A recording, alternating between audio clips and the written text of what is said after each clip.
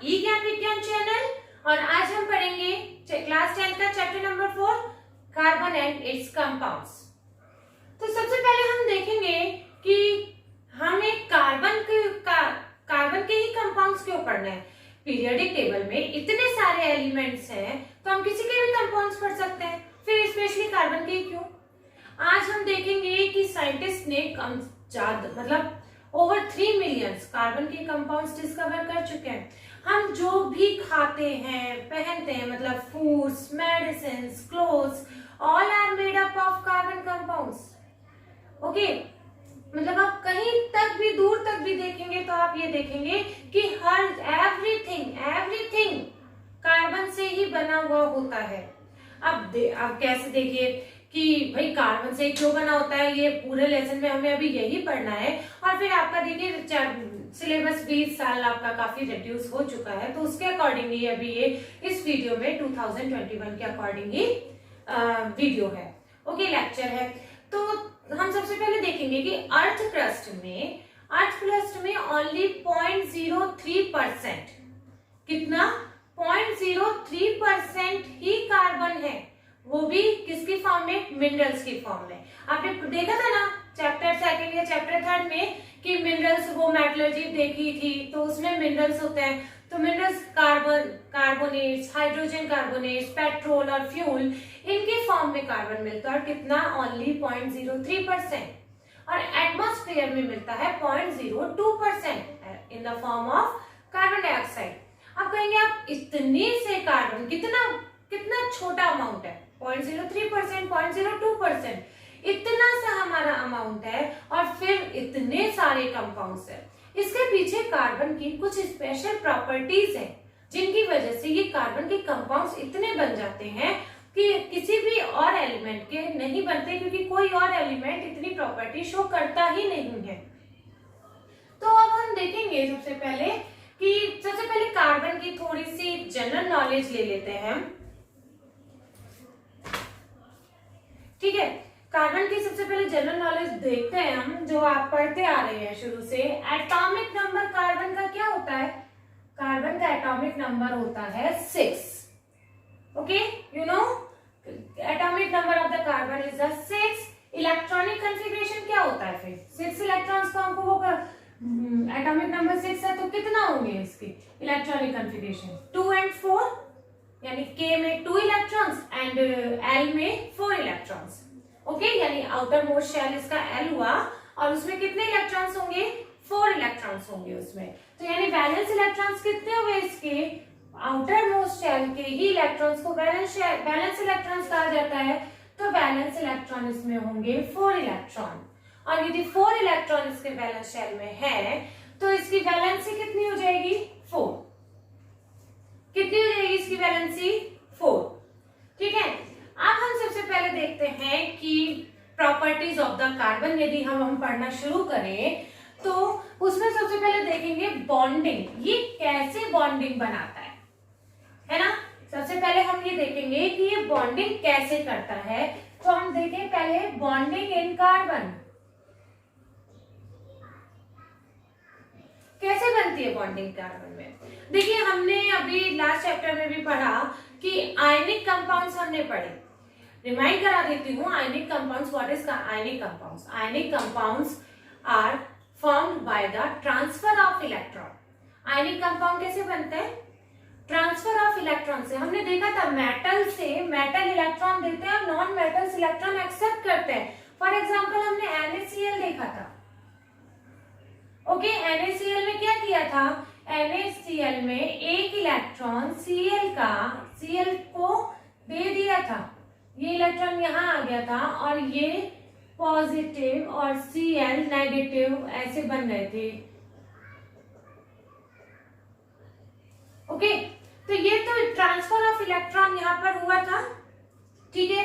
और फिर ये हमने देखा था कि इनमें अट्रैक्शन फोर्स बहुत ही स्ट्रांग होता है, ठीक है। तो ये बॉन्ड बहुत ही स्टेबल होता है, इसको तोड़ने के लिए अमाउंट ऑफ एनर्जी भी बहुत ज्यादा रिक्वायर होता है। तो इनका high melting point and high boiling point होता है, ठीक है। तो ये तो थे आयनिक कंपाउंड्स।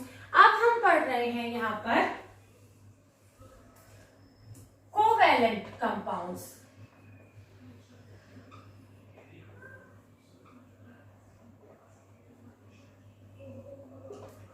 अब कोवैलेंट कंपाउंड्स क्या होता है?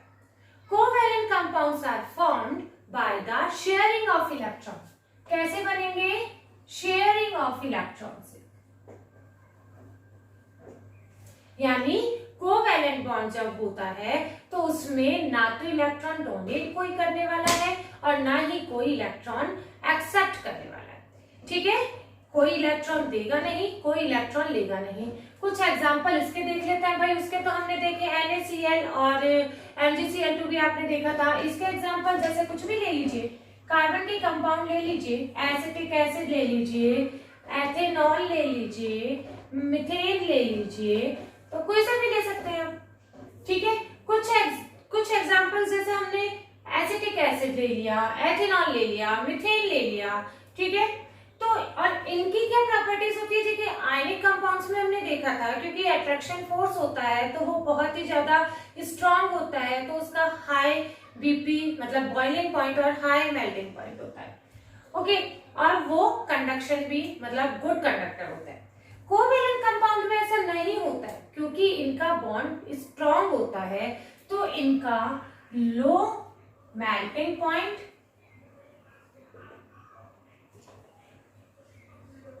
एंड लो बॉइलिंग पॉइंट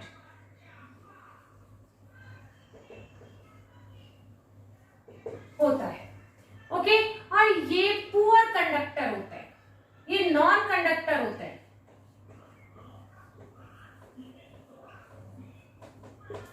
क्या होता है? ये नॉन कंडक्टर होते हैं क्योंकि यहाँ पर कोई आयन का फॉर्मेशन नहीं हो रहा है। और आप जानते हैं इलेक्ट्रिसिटी कंडक्ट करने के लिए आयंस का मूवमेंट होता है, तभी इलेक्ट्रिसिटी कंडक्ट होती है। इनमें कोई आयन नहीं बन रहा होता है, तो ये नॉन कंडक्टर होता है। अब देखते हैं कि ऐसा ये क्यों करते हैं, ये शेयरिंग क्यों करते हैं, ये क्यों नहीं इलेक्ट्रॉन दे सकते, क्यों नहीं इलेक्ट्रॉन ले सकते। तो इनके लिए देखते हैं, यदि हम कार्बन का एक बार हम स्ट्रक्चर देख लेते हैं उसका क्या होगा।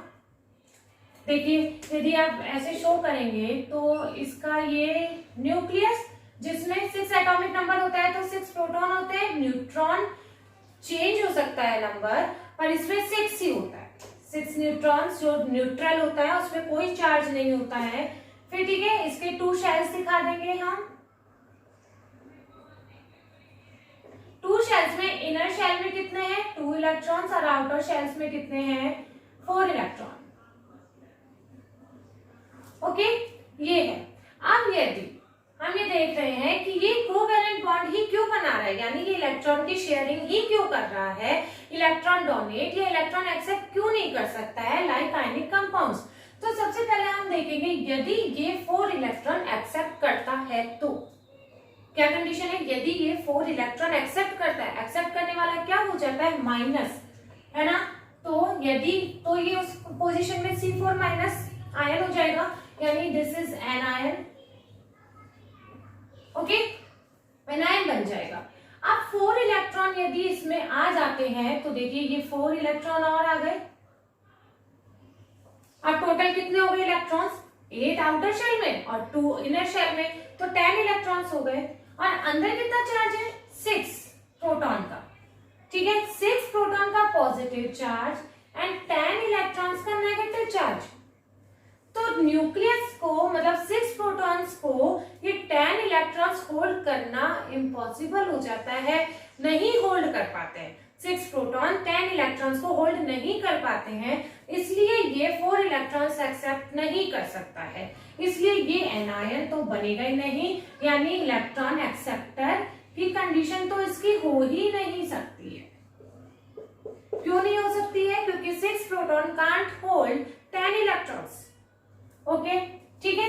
अब यदि हम दूसरी कंडीशन देखें कि ये चार हटा दीजिए। देखिए अब हम ये देखें कि भाई अंदर इनर वाले में कितने इलेक्ट्रॉन्स हैं? 2 इलेक्ट्रॉन्स हैं। ठीक है, तो इनर वाला तो नोबल गैस का कॉन्फ़िगरेशन करने के लिए यदि ये क्या करेगा, तो इनर वाला कंप्लीट है तो ये 4 इलेक्ट्रॉन्स देने की कोशिश करेगा। 4 इलेक्ट्रॉन देने की कोशिश करेगा तो क्या बन जाएगा? C+4। ठीक है, ये क्या होगा? कैटायन। ठीक है। अब अगेन वही कंडीशन, एक तो सबसे पहले देखिए इसको एनर्जी, इसको इलेक्ट्रॉन देने के लिए बहुत एनर्जी की जरूरत होती है। एक इलेक्ट्रॉन निकालेगा तो एनर्जी चाहिए, दूसरा निकालेगा तो और ज्यादा एनर्जी चाहिए, तीसरा भी ये दे देगा तो भाई इसकी हालत खराब हो जाएगी, और चौथा देने लायक इसमें एनर्जी बचती ही नहीं है। और यदि मान लीजिए ये कैसे भी दे देता है तो फिर उसके बाद कितने इलेक्ट्रॉन्स बचते हैं? ओनली 2 इलेक्ट्रॉन्स, 2 इलेक्ट्रॉन्स बचते हैं। और वही न्यूक्लियस में कितना चार्ज है अपने पास? 6 प्रोटॉन है ऑलरेडी, तो 6 प्रोटॉन के लिए फिर से 2 इलेक्ट्रॉन को बैलेंस करना बहुत मुश्किल हो जाता है। क्या हो जाता है? 6 proton can't hold again 2 electrons, because positive negative charge को बैलेंस करना ही होता है।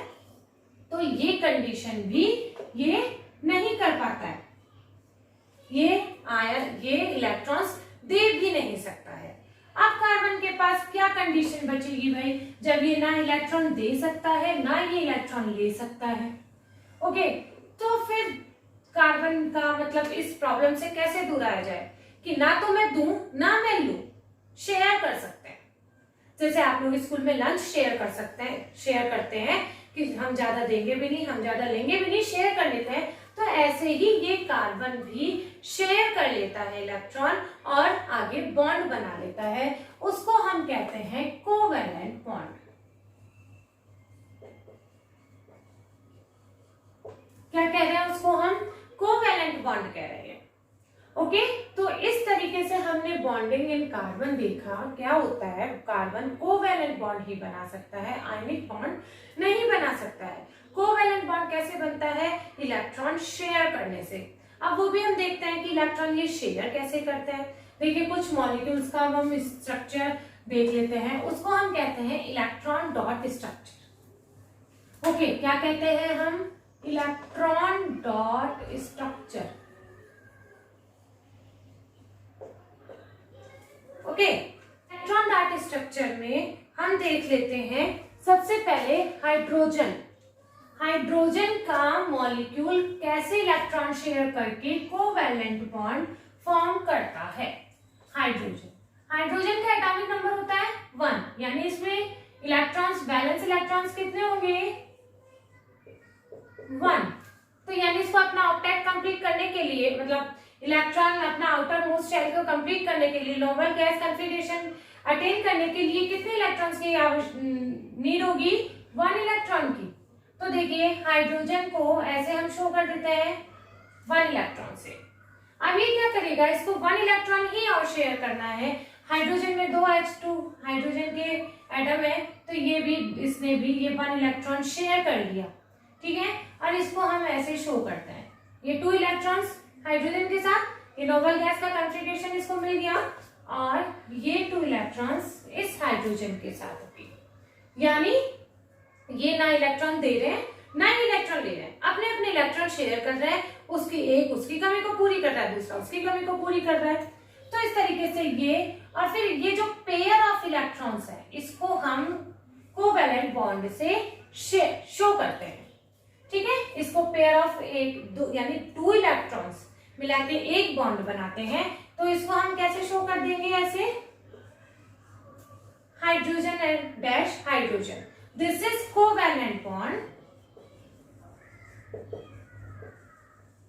ओके, और ये H2 हमने बना लिया, ठीक है। ये देखिए इलेक्ट्रॉन डॉट स्ट्रक्चर एक बार समझ लीजिए, बहुत इजी है और ये आती है, आपकी बुक में भी बहुत जगह पूछी गई है कि इसकी इलेक्ट्रॉन डॉट स्ट्रक्चर बनाइए, इसका बनाइए।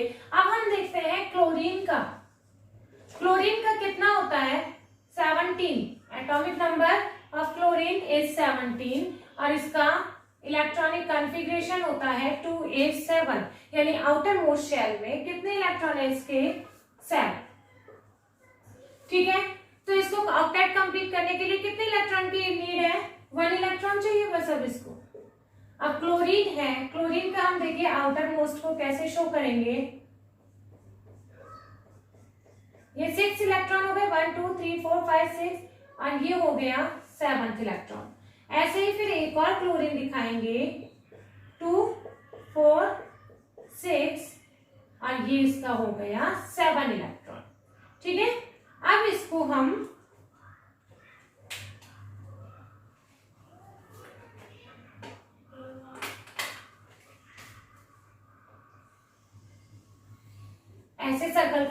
ऑक्टेट कंप्लीट कर दीजिए और ऐसे इसका सर्कल करके इसका ऑक्टेट कंप्लीट कर दीजिए और ये पेयर ऑफ इलेक्ट्रॉन ऐसे हो गया और ये हो गया Cl Cl, ये बन गया हमारा Cl2। ऐसे ही अब हम देखते हैं N2। ठीक है, N2 को देखने के लिए कितना होता है इसका एटॉमिक नंबर 7। ठीक है, तो इलेक्ट्रॉनिक कॉन्फ़िगरेशन कितना होता है इसका 2 and 5, यानी इसको कितने इलेक्ट्रॉन्स की नीड है 3 electrons. It need 3 more electrons to complete its octet।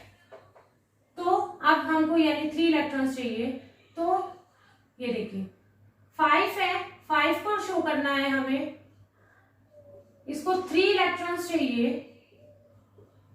ठीक है, अब ये दूसरा N इसको ऐसे दिखा दिया और ये इसको जितने इलेक्ट्रॉन की नीड है ना आप उतने ही इलेक्ट्रॉन यहाँ पर शो करिए। इसको यदि 3 इलेक्ट्रॉन्स चाहिए तो यहाँ पर 3 इलेक्ट्रॉन्स आप शो करिए, इससे आपको आसानी हो जाएगी इनकी इलेक्ट्रॉन डॉट स्ट्रक्चर बनाने में। तो ये देखिए इसने 3 इसने शेयर कर दिए, 3 इसने शेयर कर दिए, तो ये 1 2 3 4 5 6 7 8 ये 8 इलेक्ट्रॉन्स इसके हो गए, ऑक्टेट कंप्लीट हो गया और ये 8 इलेक्ट्रॉन्स इसके हो गए। अब आप देखिए हमने कहा था पेयर ऑफ इलेक्ट्रॉन, ठीक है, एक बॉन्ड बनाता है, तो यहाँ कितने हो गए 1 पेयर 2 पेयर 3 पेयर, तो ये कैसे बन गया 1 2 3, ये इस तरीके से बन गया। अब हम यदि एक और 1 more electron dot structure oxygen की शो कर लेते हैं। ऑक्सीजन का कितना होता है 16, यानी इलेक्ट्रॉनिक कॉन्फ़िगरेशन कितना होगा इसका 6। It needs 2 more electron to complete its octet। Okay, तो देन अब हमें 6 है, 2 इलेक्ट्रॉन्स इसको चाहिए, तो हम 2 इलेक्ट्रॉन इसके इस साइड शो कर देंगे। पहले 6 कर देते हैं, नहीं 4 करेंगे, रिमेनिंग 2 हम यहाँ पर शो करेंगे। ऐसे ही दूसरे ऑक्सीजन के भी 6 इलेक्ट्रॉन हमको शो करने हैं, ये ऐसे करती है। ठीक है, अब काउंट करिए 1 2 3 4 5 6 7 8, ये बन गए और ये इसी तरीके से ये भी बन गए। तो अब हमने कहा 1 पेयर इलेक्ट्रॉन का 1 और ये 2 बॉन्ड, तो ये डबल बॉन्ड से इस तरीके से जुड़ जाता है एक ऑक्सीजन दूसरे ऑक्सीजन एटम के साथ और ये ऑक्सीजन बना लेता है। और हम अब देखते हैं H2O की।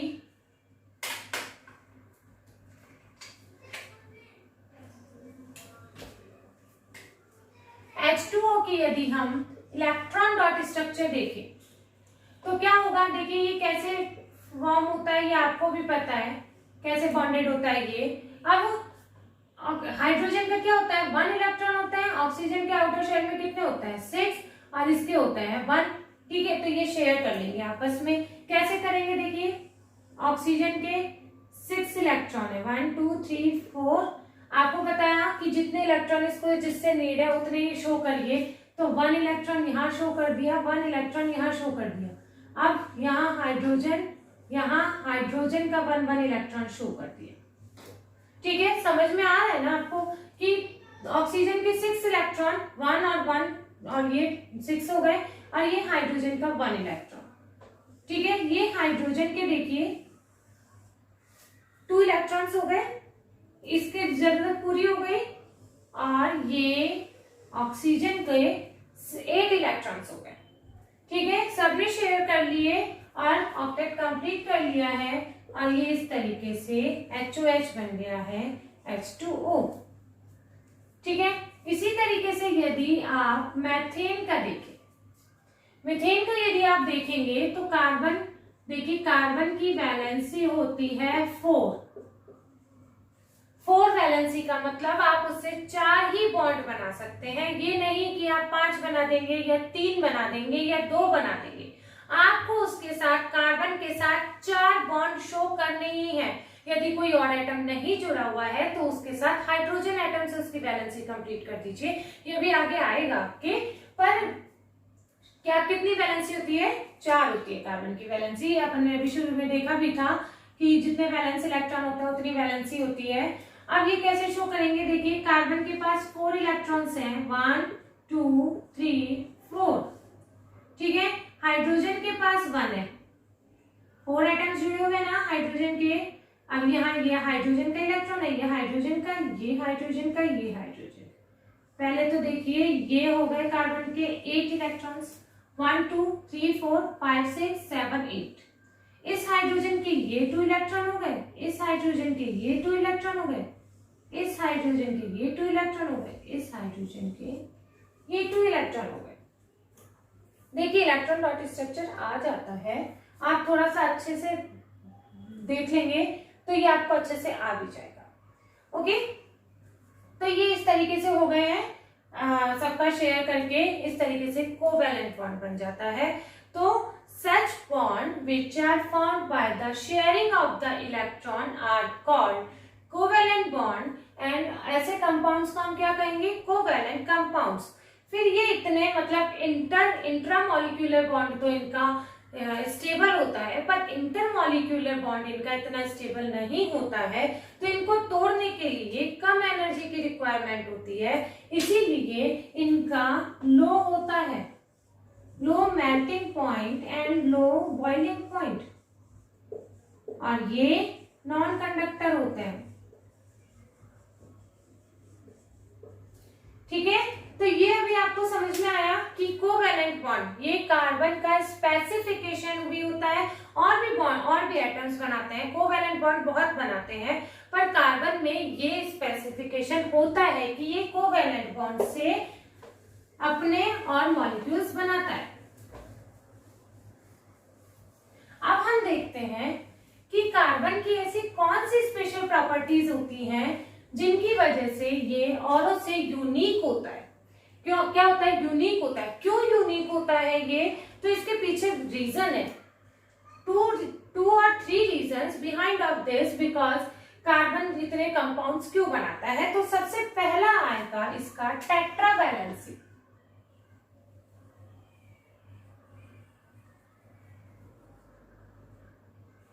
सबसे पहला क्या होता है, टेट्रावैलेंसी। आप ये देख चुके हैं कार्बन की वैलेंसी 4 होती है, तो ये 4 अनदर कार्बन एटम से या 4 और मतलब या तो 4 कार्बन से जुड़ जाएगा या और किसी एटम से भी ये बॉन्ड बना सकता है, पर ये 4 एटम से जुड़ने की अपनी मतलब एबिलिटी रखता है, इसको ही हम कहते हैं टेट्रावैलेंसी। ये अभी आप शुरू से पढ़ते आए हैं, इसलिए मतलब इतना वो नहीं है। ठीक है, दूसरा होता है catenation.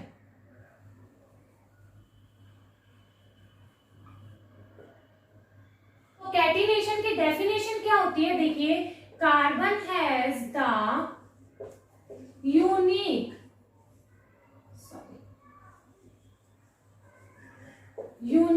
Ability to form bonds with other carbon atoms।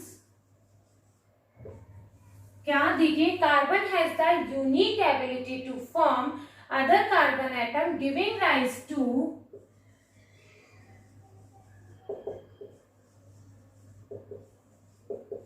Large molecules. Large molecules, ठीक है, this property is called catenation. क्या मतलब हुआ, देखिए carbon has the unique ability to form bonds with other carbon atom giving rise to large molecules। ये कह रहे हैं कि कार्बन में एक ऐसी यूनिक एबिलिटी होती है जो दूसरे ही कार्बन एटम के साथ जुड़ के बहुत ही बड़े बड़े, मतलब हम इतना कि नंबर n लगा देते हैं, इतने बड़े बड़े लार्ज मॉलिक्यूल्स बना सकता है, उस प्रॉपर्टी को हम कहते हैं कैटिनेशन। ये लार्ज मॉलिक्यूल्स यदि आप देखेंगे, ये लार्ज मॉलिक्यूल्स देखिए इतने कितने भी आप लंबी चेन बना सकते हैं। Can be, these large molecules can be long chain or branch chain। ठीक है, इस तरीके से ये ब्रांच चेन भी बना सकते हैं और इवन साइक्लिक चेन भी ये बना सकते हैं। कितने भी कार्बन्स की साइक्लिक चेन भी हो जाती है। ठीक है, तो कैटिनेशन की प्रॉपर्टी क्या हुई, देखिए ये मेन यूनिक एबिलिटी है इसकी, ये सिर्फ कार्बन में ही पाई जाती है। और इसको आप थोड़ा सा लर्न कर लीजिए, carbon has the unique property to form large bond with the other carbon atom giving rise to large molecules. This property is called catenation. Okay, and these large molecules, ये large molecules कैसे हो सकते हैं, एक long chain भी हो सकती है इनकी, ब्रांच चेन भी हो सकती है, और ये रिंग की फॉर्म में भी हो सकते हैं। ठीक है, अब ये एक और प्रॉपर्टी इनकी आती है, ये कैटिनेशन की प्रॉपर्टी हो गई। देखिए लॉन्ग चेन, ब्रांच चेन, ये अभी सब आगे आप पढ़ेंगे। ठीक है, एक आप ये देखेंगे कि carbon can form multiple bond like single bond, double bond, triple bond. Carbon कोई सा भी बॉन्ड बना सकता है अपने और कार्बन एटम के साथ, सिंगल बॉन्ड भी बना सकता है, डबल बॉन्ड भी बना सकता है, और ट्रिपल बॉन्ड भी बना सकता है। ओके, तो सिंगल बॉन्ड जैसे देखिए, सिंगल बॉन्ड ये ऐसे भी जुड़ सकता है कार्बन के साथ, ये दूसरे के साथ ऐसे भी जुड़ सकता है, और ये ऐसे भी जुड़ सकता है। इसको हम कहते हैं सैचुरेटेड कंपाउंड्स। क्यों कहते हैं इन्हें सैचुरेटेड? जब कार्बन, एक कार्बन दूसरे कार्बन से सिंगल बॉन्ड से लिंक हो, कैसे जुड़ा हुआ हो, सिंगल बॉन्ड से, मतलब compounds of carbon which are linked with another carbon atom with the single bond are called saturated compound. और जब ये डबल और ट्रिपल बॉन्ड से जुड़े हुए होते हैं तब हम इनको कहते हैं अनसैचुरेटेड कंपाउंड। क्या कहते हैं इनको हम? Unsaturated compounds. ठीक है, समझ में आया? कार्बन की ये टेट्रावैलेंसी, ये चार एटम्स के साथ बॉन्ड बना सकता है क्योंकि इनमें 4 वैलेंस इलेक्ट्रॉन होते हैं, इनकी 4 वैलेंसी होती है, तो ये 4 एटम्स के साथ जुड़ सकते हैं। कैटिनेशन, ये बहुत लार्ज मॉलिक्यूल्स बना सकते हैं, वो लॉन्ग चेन भी हो सकती है, रिंग भी हो सकती है, एंड ब्रांच चेन भी हो सकती है। थर्ड, ये कार्बन कार्बन से सिंगल बॉन्ड से भी, डबल बॉन्ड से भी और ट्रिपल बॉन्ड से भी जुड़ सकते हैं। इनको सैचुरेटेड और अनसैचुरेटेड कंपाउंड कहते हैं। अब ऐसी कार्बन की ये जो प्रॉपर्टी है, ऐसा कोई भी एलिमेंट नहीं है जो ये प्रॉपर्टी शो करेंगे। क्या है? कोई भी अनदर एलिमेंट, मतलब no other element show this property like carbon. Silicon भी एक बनाता है 7-8 हाइड्रोजन के साथ, जो ये मतलब एक चेन बना लेता है, 7 to 8 एटम्स आपस में एक साथ कंबाइन होते हैं वो, पर वो हाईली रिएक्टिव होते हैं, इसलिए वो ज्यादा लंबे भी नहीं बन पाते हैं और वो स्टेबल नहीं होते हैं। तो दिस प्रॉपर्टी, मतलब ये कार्बन की, due to this properties carbon is the unique element, और ये इसीलिए इसके इतने सारे एटम्स बनते हैं। अच्छा, कार्बन का सिर्फ ऐसा ही नहीं है कि वो कार्बन के साथ ही जुड़ेगा, वो ऑक्सीजन, नाइट्रोजन, सल्फर, किसी के भी साथ जुड़कर और कंपाउंड्स बना सकता है। ये अच्छा अभी हम पढ़ेंगे ऑर्गेनिक केमिस्ट्री में बहुत, कि वो किसी के भी साथ जुड़ सकता है। अब ये जो कोवैलेंट बॉन्ड से ये बॉन्ड जुड़ते हैं और ये बॉन्ड बनाते हैं कार्बन, ये हाईली स्टेबल होता है। क्या होता है? ये हाईली स्टेबल होता है। ये क्यों होता है? क्योंकि कार्बन का साइज बहुत छोटा होता है। कार्बन का साइज, जैसे सिलिकॉन का साइज तो बड़ा होता है, कार्बन का साइज बहुत छोटा होता है, तो उसका न्यूक्लियस जो वो share pair of the electrons है उनको बहुत अच्छे से ये होल्ड कर लेता है।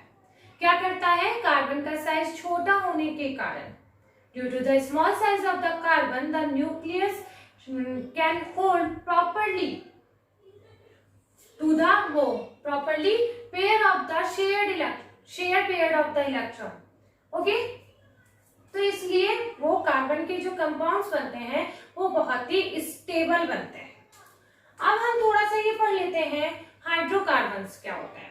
हाइड्रोकार्बन्स वो होते हैं जो भाई कार्बन और हाइड्रोजन से मिलकर बने होते हैं, compounds which are formed with the carbon and the hydrogen only.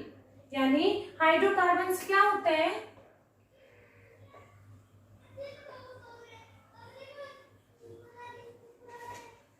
Hydrocarbons में सिर्फ कार्बन एंड हाइड्रोजन होता है। ठीक है, हाइड्रोकार्बन्स में कार्बन और हाइड्रोजन होता है, और ये हाइड्रोकार्बन्स 2 टाइप के होते हैं। अभी जो हमने शॉर्ट में देखा था सैचुरेटेड, ठीक है। First type of the hydrocarbon are saturated hydrocarbons. अब इनको देखते हैं कि हम इनको कैसे बनाते हैं। तो ये भी आप आगे चल के पढ़ेंगे कि ये जो सैचुरेटेड हाइड्रोकार्बन होते हैं इनको हम कहते हैं अल्केन्स। इनका फॉर्मूला होता है CHH2n+2। क्या होता है, इनको अल्केन्स कहते हैं। अभी थोड़ा सा हम देख लेंगे शॉर्टली में कि अल्केन्स, अल्कीन और अल्काइन क्या होते हैं। ये भी आगे देख रहे हैं हम। इनके मतलब ये सैचुरेटेड कार्बन्स होते हैं, हाइड्रोकार्बन होते हैं, और इनका फॉर्मूला क्या होता है CnH2n+2। लाइक ये N जो होता है ना, ये नंबर ऑफ कार्बन होता है। क्या होता है ये, नंबर ऑफ कार्बन। तो सबसे पहले हम देखेंगे कि इनको बनाते कैसे। यदि जैसे मीथेन की आपने देखी स्ट्रक्चर देख ली है, ठीक है। देखिए मीथेन में यानी कार्बन का नंबर कितना है 1 और H2n यानी 2+2 यानी CH4। ये इस तरीके से हम यहाँ पर N की जगह कार्बन का यदि नंबर रख दें तो ये इस तरीके से निकल जाता है। अब यदि हम देखें इसका नेक्स्ट मेंबर होता है इथेन। यदि कार्बन को 2 रखें इसमें तो देखिए N की जगह 2 रखा, H2n यानी 4+2 क्या बना C2H6, ठीक है। अब हम इसको बनाते कैसे पता चलेगा कि हमें सिंगल बॉन्ड बनाना है या डबल बॉन्ड बनाना है। तो हमें देखिए ये दिया होता है इसका मॉलिक्यूलर फॉर्मूला C2H6। यानी आप देखिए सबसे पहले C को कार्बन, यदि कार्बन से ही बॉन्ड होगा तो ये 2 कार्बन एटम्स बना दिए। अब इसके ये 6 हाइड्रोजन एटम्स हमें लाने हैं। तो देखिए इसकी 4 वैलेंसी होती है कार्बन की, आपको बताया 1 2 3 4। अब इससे ज्यादा और इससे कम ये नहीं बनाएगा। इसी तरीके से 1 2 3, इसकी भी ये 4 वैलेंसी हो गई, 1 और 2 3 4। अब ये H है तो देखिए 6H करने हैं हमें, ये 6H हो गए, ठीक है। तो ये हो गया इथेन का, ओके। ऐसे ही प्रोपेन यदि लेंगे तो प्रोपेन का क्या होगा फॉर्मूला CN 3 2 6+2 यानी C3H8। 8 हाइड्रोजन उसमें होने चाहिए, तो कार्बन को ऐसे कर दीजिए, देखिए, ठीक है। 3 एटम्स हो गए इसके। 3 एटम्स करने के बाद देखिए इस कार्बन की 4 वैलेंसी होनी चाहिए, इस कार्बन की 1 तो यहाँ है 1 2 3 और ये 4, इस कार्बन की 1 यहाँ है 1 2 3। आपको बताया ना 4 से ज्यादा हो सकते हैं ना 4 से कम हो सकते हैं। आप हर कार्बन के साथ 4 आपको बॉन्ड निकालने हैं। अब आप देखेंगे इसमें हाइड्रोजन 8 है, तो देखिए 1 2 3 4 5 6 7 8, यानी कार्बन की सारी वैलेंसी कौन कंप्लीट कर रहा है, हाइड्रोजन कंप्लीट कर रहा है। तो ये हो गए प्रोपेन। ये भी आप इनके नेम पढ़ेंगे कि कैसे नेम नॉमेनक्लेचर इनका करते हैं, इसको कहते हैं प्रोपेन, ओके। तो ये जो सारे कंपाउंड्स हैं जिनमें इनकी वैलेंसी ऑक्यूपाइड होती है किससे, सिंगल बॉन्ड, जिसमें केवल सिंगल बॉन्ड होते हैं वो सैचुरेटेड हाइड्रोकार्बन, उन्हें हम कहते हैं। अब हम पढ़ेंगे second type of the hydrocarbon, unsaturated.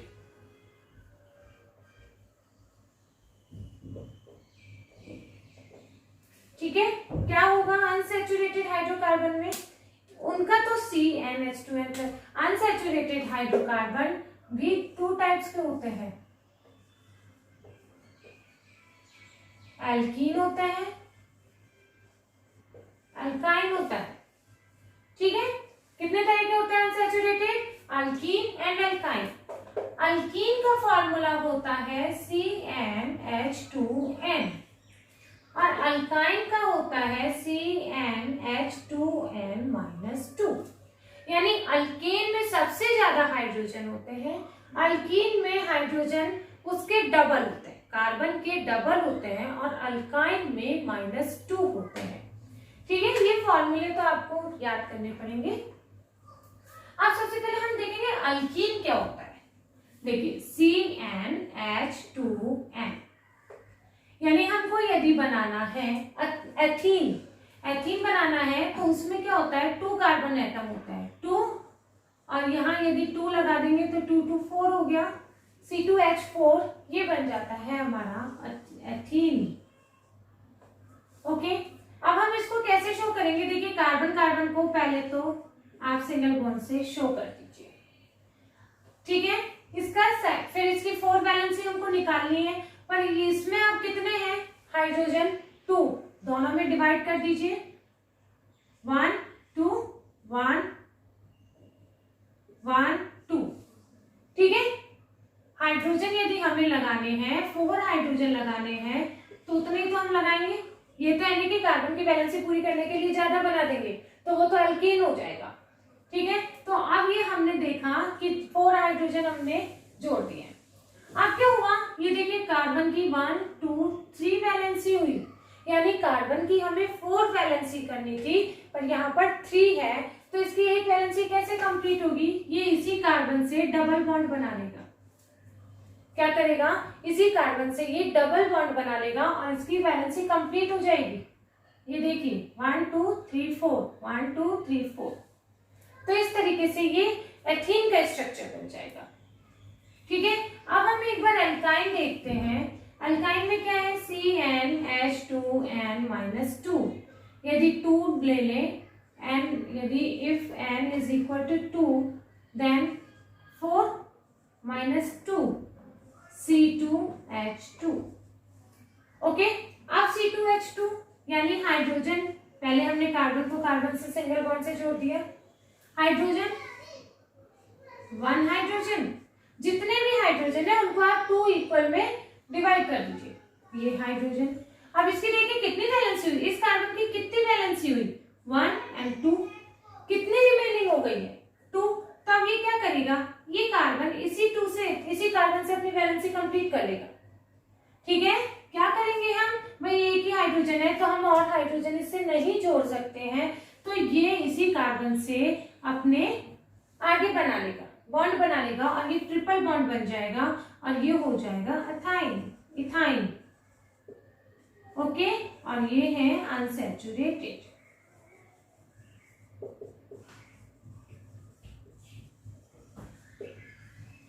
अब हमारा नेक्स्ट टॉपिक है कि ये कार्बन चेन और ब्रांचेस और रिंग कैसे बनाता है, इनका हम कैसे नेम नॉमेनक्लेचर करते हैं, मतलब अल्केन्स का यदि हम देखें कि इनका कैसे नॉमेनक्लेचर हम करेंगे। तो सबसे पहले आप ये देखिए कि number of the carbon atom, यदि हम यहां लिखें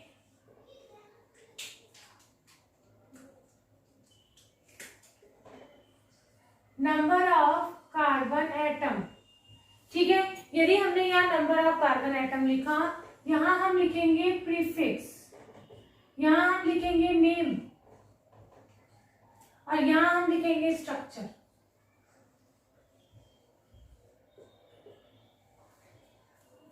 ठीक है। तो क्या हो गया, इसका मतलब नेम, प्रीफिक्स और नेम, या यहां पर हम लिखें इसका फॉर्मूला। देखिए आपको बताया था अल्केन्स का क्या फॉर्मूला होता है, CnH2n+2। ओके, यदि देखिए कार्बन एटम यदि नंबर 1 है तो इसका प्रीफिक्स होगा मेथ, यदि कार्बन नंबर 2 है तो इसका प्रीफिक्स होगा ईथ। ये भी आपको समझ में आएगा, पर ये आपको याद होना ही चाहिए, ये आपके जब तक आप केमिस्ट्री पढ़ेंगे ना तो ये नेम्स आपके हमेशा आएंगी। नंबर 3 4 5 6 7 8 9 10 तक भी यदि आप कर लेते हैं, 3 पे हम कहते हैं प्रॉप, 4 पे हम कहते हैं ब्यूट, ये इनका प्रीफिक्स है। ओके, क्या नाम है इनका, ये हम अभी कर रहे हैं प्रीफिक्स, जिनका नेम रह गया है, यहां हम नेम डाल दें, यहां हम फॉर्मूला डाल दें और यहां थोड़ा सा स्ट्रक्चर। This is formula. ब्यूट, 5 को कहते हैं पेंट, 6 को कहते हैं हेक्स, 7 को कहते हैं हेप्ट, 8 को कहते हैं ऑक्ट, 9 को कहते हैं नॉन, ठीक है, और 10 को कहते हैं डू, सॉरी डैक, क्या कहते हैं, डैक। ओके, अब क्या होता है, अब नेम देखिए, है ना। फिर नेम क्या होता है, ये अल्केन होते हैं, अल्केन। सैचुरेटेड हाइड्रोकार्बन के जो नेम होते हैं वो अल्केन होते हैं, यानी अल्केन का मतलब यहां भी लिखती हूं मैं, अल्केन का ये एन जो होता है ये सफिक्स, ये हम सफिक्स लगा देते हैं सबके आगे। कैसे नेम करेंगे, जबकि कुछ भी होगा वो प्रीफिक्स हो जाएगा और ये सफिक्स हम क्या लगाएंगे, A N E N. Okay, ठीक है, तो उस तरीके से फिर हम नेम रख देंगे। जैसे देखिए कार्बन नंबर 1 एटम हुआ तो ये मीथ है और इसके आगे ए एन ई लगा दीजिए तो क्या बन जाएगा, मिथेन। क्या बन जाएगा, मिथेन। इसी तरीके से हम ईथ, कार्बन नंबर 2 पे ईथ है और सफिक्स ए लगा दीजिए तो इसका बन जाएगा इथेन। इसी तरीके से प्रॉप का एन लगा दीजिए, प्रोपेन। फिर ब्यूट पे एन लगा दीजिए, ब्यूटेन। पेंट पे एन लगा दीजिए, पेंटेन। हेक्स पे एन लगा दीजिए, हेक्सेन, एंड सो ऑन। ठीक है, तो ये तो हो गया, देखिए कि हमने कैसे और किस तरीके से नाम किया। ठीक है, अब इनका ये फॉर्मूला यदि आप लगाएं, यदि कार्बन नंबर 1 है तो सी एन नंबर 1 और ये 2 + 2 यानी मीथेन, CH4। इथेन में यदि 2 लगाएं 2 तो H हो जाएगा 6। प्रोपेन में 3 लगाएं तो H 6 + 8। ब्यूटेन में 4 लगाएं तो H 4 2 8 + 10। पेंटेन में 5 लगाएं तो कितना हो जाएगा, 12। हेक्सेन में 6 लगाएं तो कितना हो जाएगा, 14। ओके, अब ये हमने ये देखा, इनकी एंड सो ऑन करते जाएंगे, इनकी स्ट्रक्चर देखते जाएंगे। तो देखिए मेथेन की कैसे बन जाएगी, मीथेन हो गया। इसी तरीके से इथेन में 2 कार्बन जोड़ दीजिए, इनकी वैलेंसी हाइड्रोजन से कंप्लीट कर दीजिए। ठीक है, इसी तरीके से यदि मैं आपको ब्यूटेन दिखाऊं तो ब्यूटेन में 1 2 3 4 कार्बन एटम्स हैं। अब हाइड्रोजन है 10। ठीक है, तो ये देखिए इसकी तो 4 वैलेंसी हो गई, इसकी 4 वैलेंसी हो गई, इसकी 4 करनी है अब हमें, यानी यहाँ हाइड्रोजन, यहाँ हाइड्रोजन, यहाँ हाइड्रोजन, यहाँ हाइड्रोजन। अब बचे हमारे 6 हाइड्रोजन एटम्स, तो 3 यहाँ 3 यहाँ।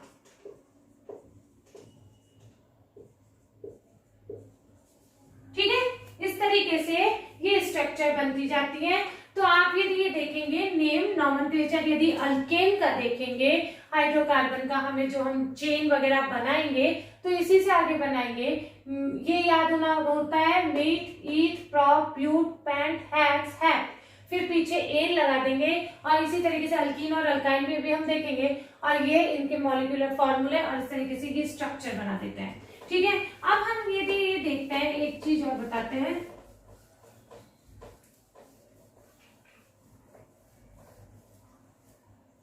ब्यूटेन की अभी देखिए स्ट्रक्चर देखी हमने 4 कार्बन एटम्स की। ठीक है, 4 कार्बन एटम्स की हमने ब्यूटेन की स्ट्रक्चर देखी है, सॉरी पेंट की नहीं, ब्यूटेन की हो जाएगी, है ना, ये हो गई है। अब इसकी एक और स्ट्रक्चर हम बना सकते हैं, बन सकती है ना, ये भी, इसमें भी 4 कार्बन एटम्स ही हैं और हाइड्रोजन एटम्स भी उतने ही आएंगे आपके। देखिए ये 3 कार्बन एटम्स हैं, ये 4 कार्बन, ये इसकी वैलेंसी 4th की हाइड्रोजन से कर दी, इसकी 1 है तो ये 1 हो गई। इसकी 1 2 3 और इसकी 1 है। इधर भी आप सारी जगह H जोड़ दीजिए।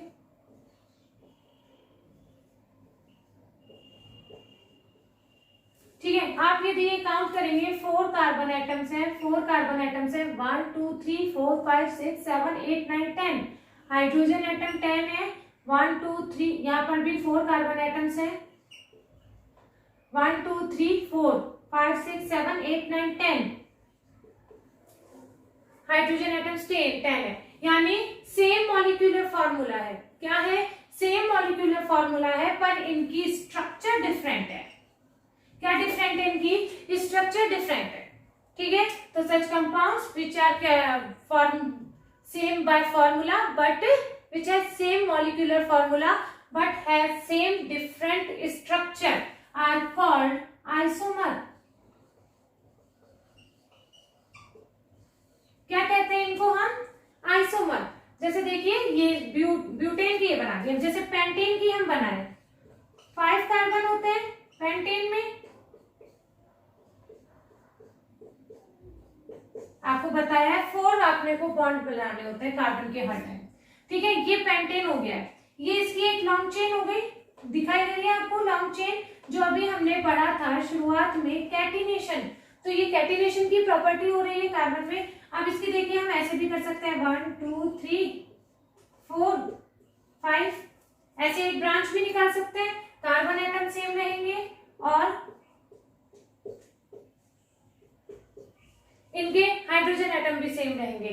तो मॉलिक्यूलर फॉर्मूला तो इनका सेम रहेगा, पर इनकी स्ट्रक्चर डिफरेंट होगी, तो इनको हम क्या कहते हैं? आइसोमर्स कहते हैं। ठीक है, अब क्या होगा? ठीक है, ये हमने देख ली लॉन्ग चेन और क्या देखा? Branch chain. अब हमने एक और पढ़ा था कि ये रिंग भी बना सकते हैं। तो एक साइक्लोहेक्सेन एक प्रोडक्ट, ये कंपाउंड होता है, वो कैसे बनता है? देखिए एक रिंग बनाइए 6 कार्बन्स की। ठीक है, वैलेंसी आप कंप्लीट कर दीजिए, सबकी 2 2 कंप्लीट हो रही है। 1 2 1 2 1 2 1 2 1 2 1 2 1 2। आप काउंट करेंगे, हर कार्बन से 4 बॉन्ड ही निकल रहे हैं। This is cyclohexane. देखिए हम जो कैटिनेशन की प्रॉपर्टी हमने शुरू में देखी थी ना, उसी के कुछ एग्जांपल्स हम यहाँ पर देख रहे हैं। ठीक है, जो आपकी बुक में तरीके से दिए गए थे, ये आपके अलग अलग एग्जांपल से आएंगे। ठीक है, क्वेश्चन पेपर में। अब ये साइक्लोहेक्सेन बन गए आप।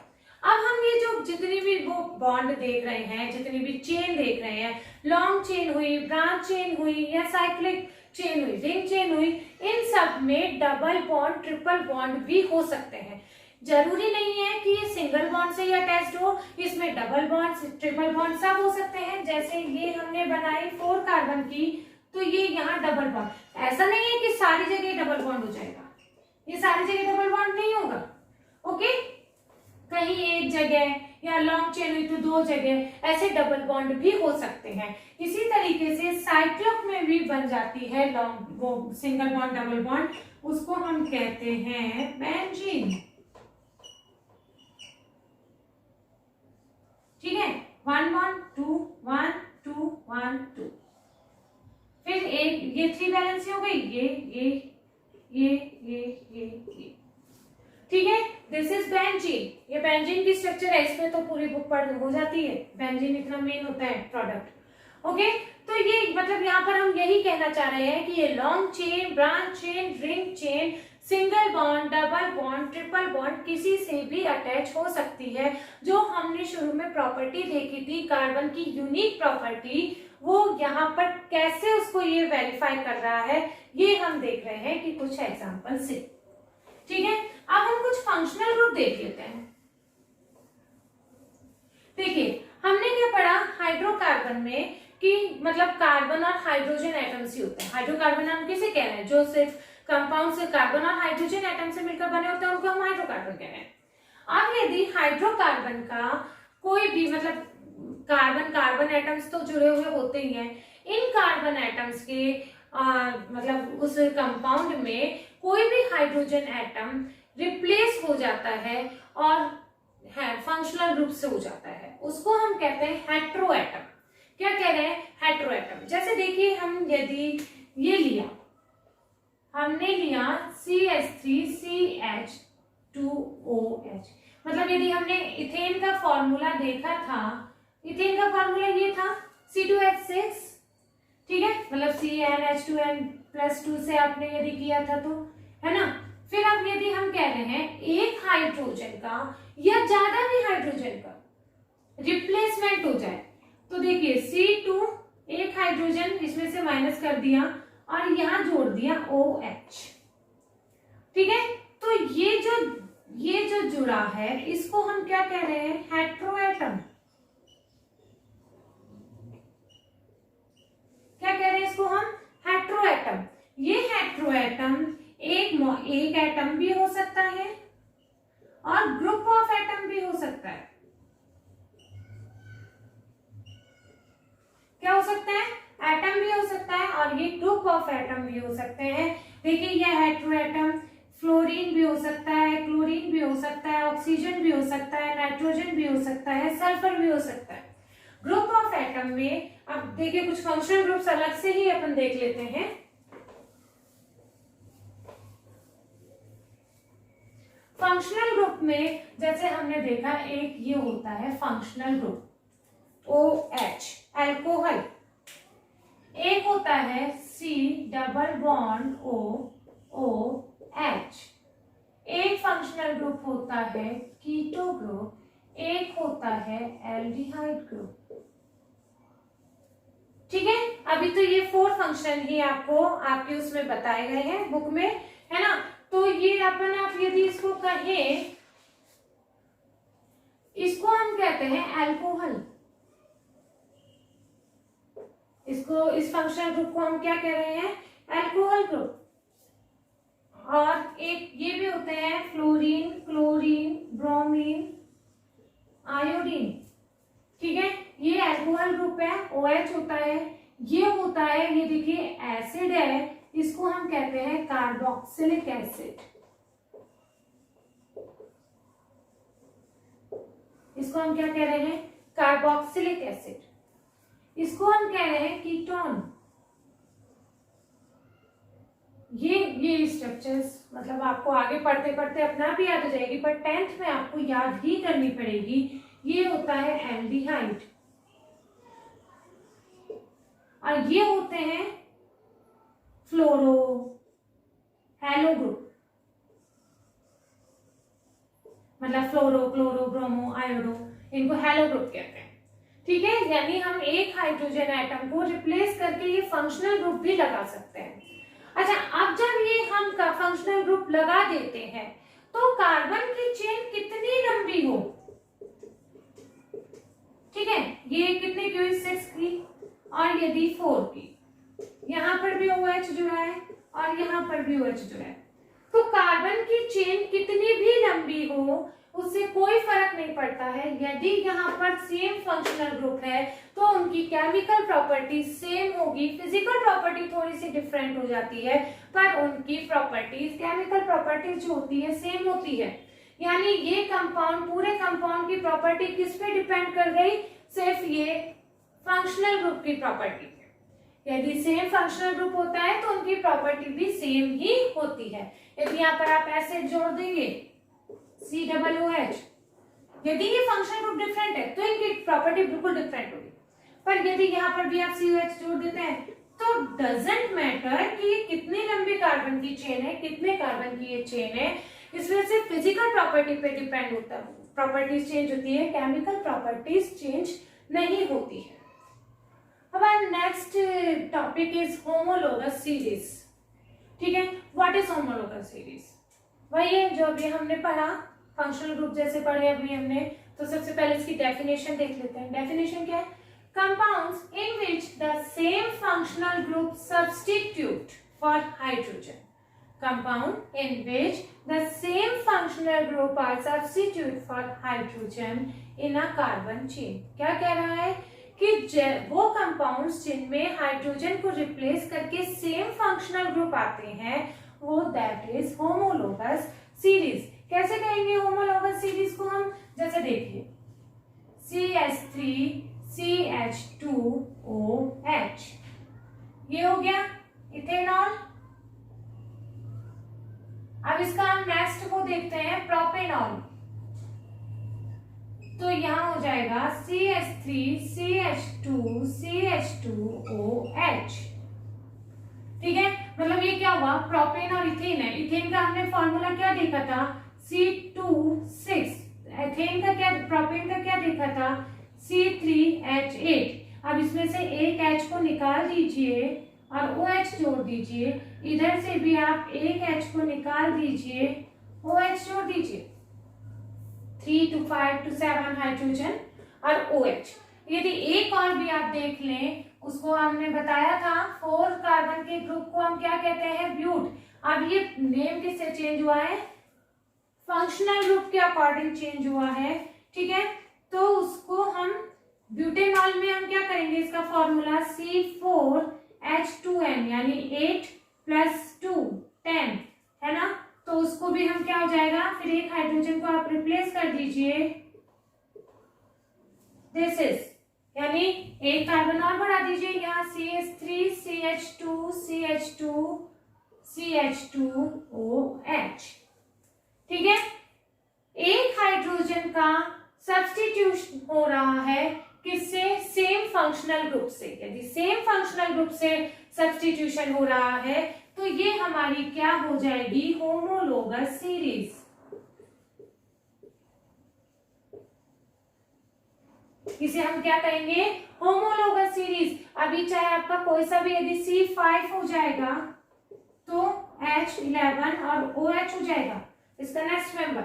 ठीक है, तो ये जिसमें भी फंक्शनल ग्रुप सेम रहेंगे वो हो जाएगी हमारी होमोलोगस सीरीज। और homologous series are different by the, जो मतलब नेक्स्ट मेंबर होते हैं बिल्कुल। जैसे देखिए ये इथेनॉल है, ये प्रोपेनॉल है। इनमें यदि आप देखोगे तो सिर्फ एक CH2 ग्रुप का डिफरेंस होगा, CH2 ग्रुप का ही डिफरेंस होगा। और यदि प्रोपेनॉल और ब्यूटेनॉल में देखोगे तो CH3 CH2 ये अनदर फिर से CH2 ही ग्रुप का डिफरेंस होगा। यानी होमोलोगस सीरीज में जो नेक्स्ट मेंबर का डिफरेंस होता है वो कितना होता है, ओनली CH2 ग्रुप से ये डिफरेंट होते हैं। ठीक है, ये हो गई आपकी होमोलोगस सीरीज, यानी सेम फंक्शनल ग्रुप होता है। कार्बन चेन कितनी भी लंबी हो और यदि नेक्स्ट से नेक्स्ट मेंबर होते जाता है तो CH2 ग्रुप बढ़ता जाता है। CH2 ग्रुप से वो डिफर करते हैं, ये होमोलोगस होती है। इनकी केमिकल प्रॉपर्टीज सेम होती है। ठीक है, इनका क्या होता है, केमिकल प्रॉपर्टीज सेम होती है। क्यों होती है, क्योंकि इनका फंक्शनल ग्रुप सेम होता है, कार्बन की चेन कितनी भी लंबी क्यों ना हो। अब यदि हम इनका मॉलिक्यूलर फॉर्मूला, मॉलिक्यूलर मास निकालेंगे तो देखिए कार्बन का 12 होता है, हाइड्रोजन का 1 होता है। तो आप इस तरीके से सबके सक्सेसिव मॉलिक्यूलर मास निकालते जाएंगे तो आप देखेंगे कि जैसे जैसे मॉलिक्यूलर मास बढ़ता है इनकी फिजिकल प्रॉपर्टीज भी बढ़ती जाती है। मॉलिक्यूलर मास इंक्रीजेस तो फिजिकल प्रॉपर्टी भी इंक्रीज होती जाएगी। मतलब क्या होगा, मॉलिक्यूलर मास बढ़ता जाएगा तो उनको तोड़ने के लिए जैसे ज्यादा एनर्जी की जरूरत होगी तो हाई MPBP हो जाएगा। ठीक है, उनकी सॉल्युबिलिटी हो जाएगी, पर केमिकल प्रॉपर्टीज उनकी सेम रहेगी, उनपे कोई इफेक्ट नहीं पड़ेगा। ठीक है, इसी तरीके से यदि आप एथेन मतलब एल्केन, अल्कीन और अल्काइन की होमोलोगस सीरीज देखेंगे, अभी आपको बताई भी थी थोड़ा सा, तो देखिए अल्केन, अल्कीन, अल्काइन। ठीक है, इनकी यदि आप होमोलोगस सीरीज का देखेंगे तो इनमें भी वही CH2 ग्रुप का अंतर होता है। तो देखिए मेथेन होता है, इथेन होता है C2H6, आपको बताया था इसका फॉर्मूला होता है CnH2n+2। अल्कीन का फॉर्मूला होता है CnH2n और अल्काइन का फॉर्मूला होता है H2n-2। ठीक है, तो यदि आप इससे करेंगे तो CH4 और C2H6 और ऐसे यदि आप देखेंगे तो ये हो जाएगा 8। तो आप देखेंगे सब में CH2 ग्रुप का अंतर आएगा। देखिए यदि मैं इनकी स्ट्रक्चर बनाऊं, सॉरी मीथेन की बनाएंगे H H H H, ethane की बनाएंगे H H H H H H। Okay, तो इसमें देखिए कितने, ये 1 कार्बन और 4 एटम, 1 कार्बन 4 एटम, ये तो ऊपर के जैसे ही हो गया। अब किसने ग्रुप से डिफरेंट हुआ? CH2 ग्रुप से। यानी होमोलोगस सीरीज में CH2 ग्रुप का डिफरेंस होता है। यदि आप अल्कीन में भी देखेंगे तो CnH2n, मेथेन इसमें नहीं होता है। ये ध्यान रखिए, अल्केन का फर्स्ट ग्रुप मेंबर होता है मेथेन, पर एल्कीन और एल्काइन में मेथीन या मिथाइन कुछ भी नहीं होता है। ठीक है, क्योंकि वो डबल बॉन्ड ट्रिपल बॉन्ड बनाएगा किसके साथ? हाइड्रोजन तो कोवैलेंटली एक ही बॉन्ड बनाता है ना, तो वो नहीं होता है। इसका सेकंड मेंबर C2 से जोड़ेंगे तो ठीक है, C2 और H4, C3 और H6। आप कितना भी कर लीजिए CH2 ग्रुप का ही अंतर आएगा। और इसी तरीके से यहाँ पर आ जाएगा CH2 और C3H, 2n-2 हो गया ना, 4 ही होगा ना, हाँ 3 6 -2 4।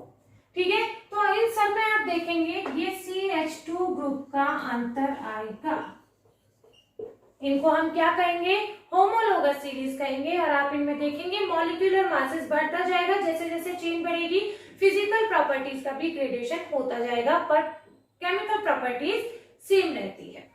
अब देखिए जो नेक्स्ट टॉपिक है हमारा, nomenclature of the carbon compounds. ये अभी आपके सिलेबस में से हटा दिया गया है, वैसे भी 10th में आपके बहुत शॉर्ट में था, 11th क्लास में ये बहुत डिटेल में है, पर मैं चाहती हूँ कि थोड़ा सा आप आइडिया ले लीजिए कि किस तरीके से होता है। तो मैं एक बार थोड़ा सा, जैसे अभी हमने अल्केन का लिया था, आपने ये तो देख लिया था मैथ, एथ, प्रॉप, ब्यूट, हेक्ट जिसे कहा जाता है। तो यहाँ पर यदि हम अल्कोहल ग्रुप का यदि लें, देखिए ये हैलो ग्रुप है HCl, तो उसका प्रीफिक्स क्या होता है? क्लोरो, मतलब ये इनका लगता है, ये प्रीफिक्स लगता है इनका, chloro, bromo, halo, sorry chloro, bromo, fluoro. ठीक है, इनका तो लगता है प्रीफिक्स। अल्कोहल का लगता है ऑल, सफिक्स लगता है। इनका प्रीफिक्स लगता है, बाकी सबका सफिक्स लगता है। अल्कोहल का लगता है ऑल। कुछ जैसे आपको क्या है ना, कंपाउंड्स याद करने में इजी रहेगा। एल्डिहाइड का होता है L, L L L L होता है। कीटोन का होता है ऑन। कार्बोक्सिलिक एसिड का होता है ओइक एसिड। अभी आपको बताया था ना ये क्या होता है, CHO double bond O, C double bond O, OH। Alkene तो आपको पता ही है, एल्काइन आपको पता ही है, अल्कोहल आपको पता ही है। ठीक है, अल्कीन में क्या लगता है प्रीफिक्स? E, और इसमें लगता है आइन। देखिए एग्जाम्पल, जैसे मैं सबके 2 कार्बन नंबर आइटम 2, जैसे हम यदि लिखें इसका, यदि इथेन आप देखते हो, इथेन में आप देखोगे ना, जैसे कार्बन 2 यदि होता है तो एल्केन वाले फॉर्म में उसको क्या कहा जाता है? इथेन। ठीक है, इसी इथेन का एग्जांपल लेके मैं समझा रही हूं। इसका क्या हो जाएगा? फ्लोरोइथेन। क्या हो जाएगा इसका? फ्लोरोइथेन। ठीक है, ब्रोमोइथेन। जैसे यदि एग्जांपल आप लिखोगे CH3CH2F, ठीक है, तो इसका क्या नेम हो जाएगा? फ्लोरोइथेन। वैसे क्लोरोइथेन वगैरह ज्यादा मिलता है, CH3CH2Cl, तो ये क्या हो जाएगा? इसका ये प्रीफिक्स लगता है हेलो ग्रुप, क्लोरोइथेन। ये इथेन होता है, ठीक है, तो ये इथेन हो गया। मैं अभी सिंगल बॉन्डेड वाले ही सारे एग्जांपल बता रही हूँ, शॉर्ट में बता रही हूँ। अल्कोहल है, जैसे अल्कोहल क्या होगा? CH3CH2OH, जैसे ये 2 और यहां हमने जोड़ दिया OH। ठीक है, ये H, ये H, H H H।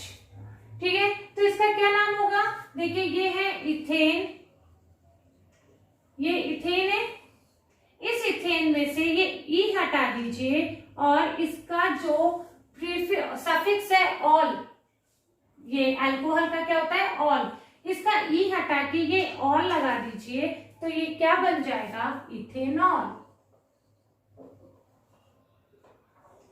ठीक है।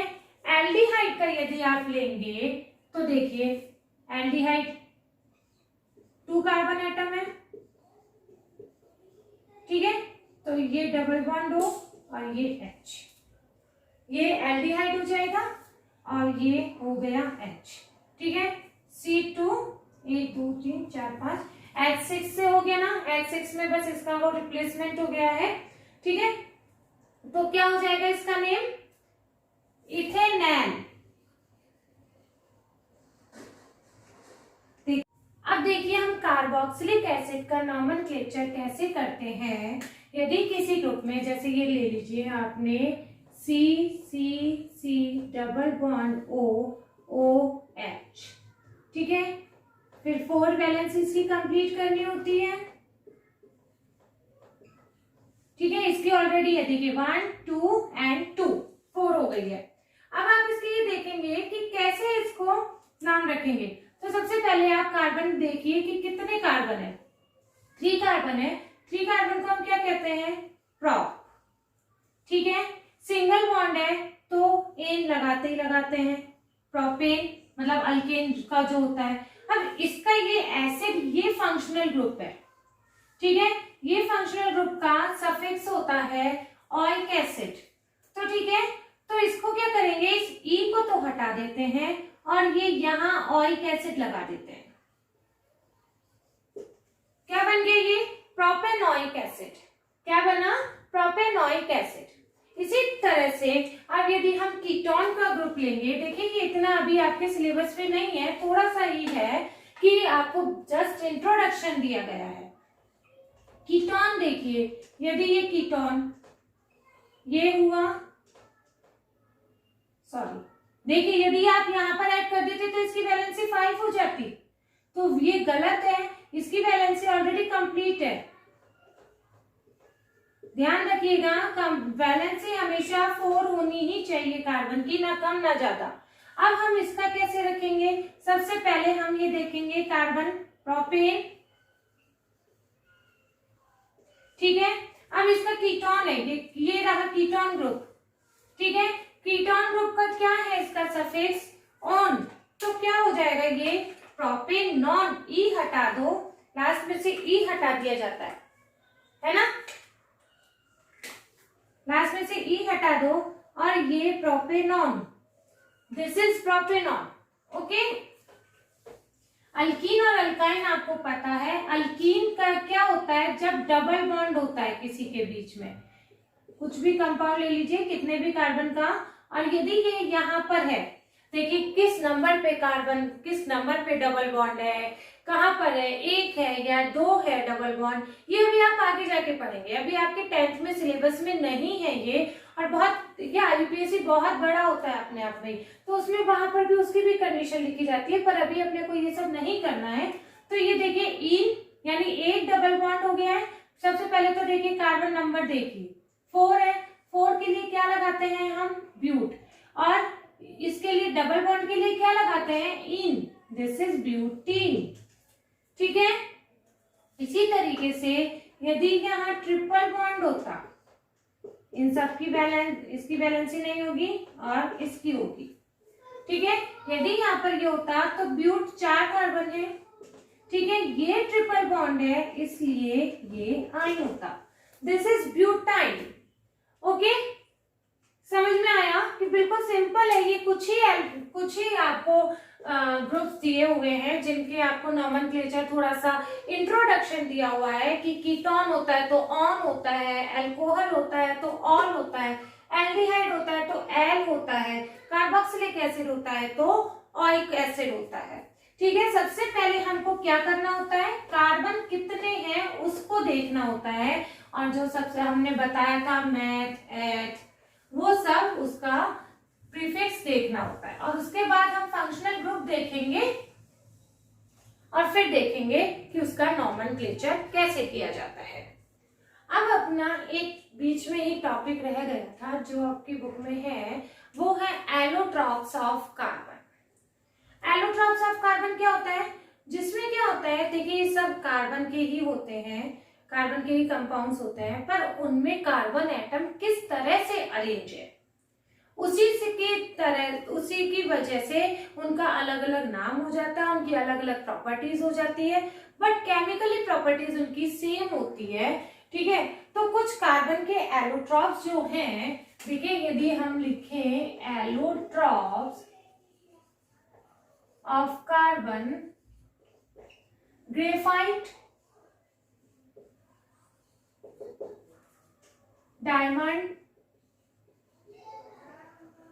And fullerene. तो देखिए डायमंड में तो क्या होता है, डायमंड एक 3D स्ट्रक्चर होता है जो आपने असलियत में भी देखा है। उसमें क्या होता है, ये कार्बन एटम 4 और कार्बन एटम से बॉन्ड बना रहा होता है। कैसे अरेंज होता है, वो 4 कार्बन बॉन्ड 4 ही कार्बन से अरेंज होता है, यानी वो 4 के साथ बॉन्ड बनाता है। जबकि ग्रेफाइट में क्या होता है कि ग्रेफाइट में ये 3 कार्बन के साथ बॉन्ड बनाता है। ग्रेफाइट में ये 3 के साथ बनाता है, कार्बन में वो डायमंड में ये 4 के साथ बनाता है, और इन्हीं की वजह से इनकी फिजिकल प्रॉपर्टीज डिफरेंट हो जाती है। आपको पता है डायमंड हार्डेस्ट सब्सटेंस होता है, हार्डेस्ट सब्सटेंस होता है डायमंड। हमने पढ़ा था मेटल एंड नॉन मेटल्स में, जब नॉन मेटल्स की प्रॉपर्टीज पढ़ी थी कि नॉन मेटल जनरली सॉफ्ट होते हैं पर डायमंड हार्डेस्ट सब्सटेंस होता है। और ग्रेफाइट का क्या एक्सेप्शन था, ये गुड कंडक्टर होता है, गुड कंडक्टर ऑफ इलेक्ट्रिसिटी। ठीक है, graphite good conductor of electricity होता है। ये क्या होता है, ग्रेफाइट में कार्बन हेक्सागोनली लेयर बना के रहता है, जिसमें ये लेयर दर लेयर होता है। ठीक है, 3 कार्बन से ये अटैच होता है और ये लेयर्स में रहता है जो कि हेक्सागोनली रहती हैं एक कार्बन एटम की, और ये एक लेयर के ऊपर होता है तो ये स्लिप कर सकती है। ठीक है, इसलिए ये स्मूथ होता है और ये स्लिपरी होता है। ओके, स्मूथ एंड स्लिपरी होता है। ठीक है, तो कार्बन का एक हमने देखा डायमंड और एक हमने देखा ये क्या नाम था, ग्रेफाइट। ओके, इनकी दोनों की फिजिकल प्रॉपर्टीज अलग होती है, केमिकल प्रॉपर्टीज इनकी सेम होती है, और बस ये कार्बन किस तरीके से अरेंज है उसी को ही हम कहते हैं एलोट्रॉप्स। कि यदि कार्बन तरह तरह से किस तरीके से अरेंज हो जाता है उसके हम डिफरेंट वो हो जाते हैं एलोट्रॉप्स, ग्रेफाइट, डायमंड। एक फुलरीन और होता है, फुलरीन क्या होता है, फुटबॉल की शेप में कार्बन का अरेंजमेंट ही होता है, उसमें भी फुटबॉल की शेप में वो कार्बन एटम अरेंज होता है। और ये फुलरीन एक साइंटिस्ट का नाम था फुलर, उसने वो किया था, और ये फर्स्ट जो था वो डिस्कवर था C60। क्या नेम था, C60 फर्स्ट फुलरीन डिस्कवर किया गया था। ओके, तो अब हमारा ये चैप्टर कंप्लीट हो गया है। यदि आपको मेरा वीडियो पसंद आता है, प्लीज मुझे मोटिवेट करने के लिए मेरे वीडियो को लाइक कीजिए, सब्सक्राइब कीजिए और हो सके तो शेयर भी कीजिए। Bye bye.